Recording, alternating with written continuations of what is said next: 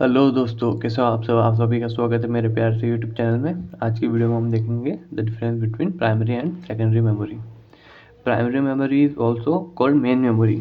Primary memory को अपन main memory भी कह सकते हैं। Secondary memory is also called auxiliary memory. अपन इसको ऑक्सिलरी मेमोरी भी कह सकते हैं। एग्जाम में क्वेश्चन आते हैं तो सेकेंडरी मेमोरी नहीं देके ऑक्सिलरी मेमोरी दे देते हैं। It is the temporary memory of computer. ये क्या टेम्पररी मेमोरी होती है कंप्यूटर की। जैसे बाई चांस अगर कहीं लाइट गई, एकदम से सिस्टम ऑफ हो गया, तो जितना भी डेटा होगा वो सारा उड़ जाएगा, क्योंकि ये टेम्पररी मेमोरी होती है।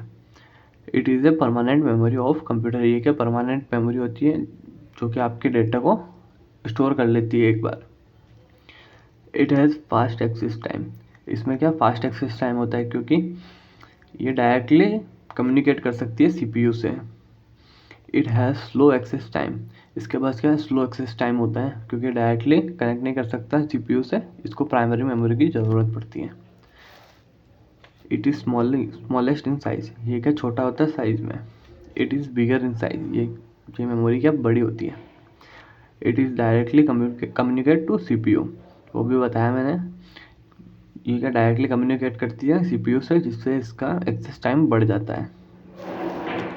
It is not directly communicate to CPU. It is required primary memory. इसको क्या प्राइमरी मेमोरी की ज़रूरत पड़ती है। It is more expensive. ये क्या मोर एक्सपेंसिव है। It is cheaper than primary. ये प्राइमरी से कम चीपर है। Volatile in nature.